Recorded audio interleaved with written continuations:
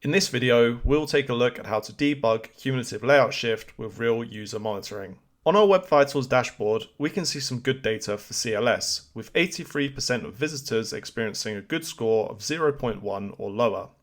If we open the CLS dashboard, we can see that the Peru URL is second in the slow pages table, with 28% of visitors experiencing a layout shift of 0.1 or higher on mobile.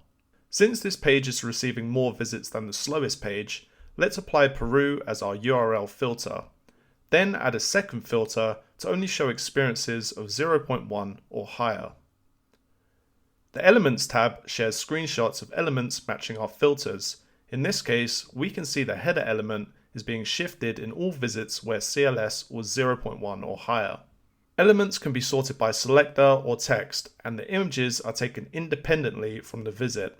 Some screenshots may not be available due to the element disappearing or only being available in certain locations, such as consent banners. When inspecting individual page views, we can see that the layout shift typically occurs after the largest contentful paint milestone. The Visit tab shows the markings. We can imagine that with such a late layout shift happening, this would result in a poor user experience. The CLS tab highlights the actual shift. We can see in most visits the header element moves down 58 pixels due to our banner appearing on the page.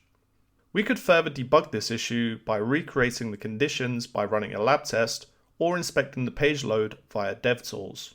By running a lab test, we are able to replicate and see the layout shift, with the banner pushing the header down 58 pixels at 6.02 seconds after the LCP milestone of 4.77 seconds. The video recording shows the page load, which aligns with the RUM data we saw previously. In this case, we are purposely causing a layout shift for our demo page with the home.js script, changing our banner's display from none to block after the page load event. If we run an experiment to add inline styling to the banner, we should override the script logic as the banner will already be displayed. After running the experiment, CLS is now at 0. We can see a side-by-side comparison of how the page now renders for users, with the banner no longer causing a layout shift.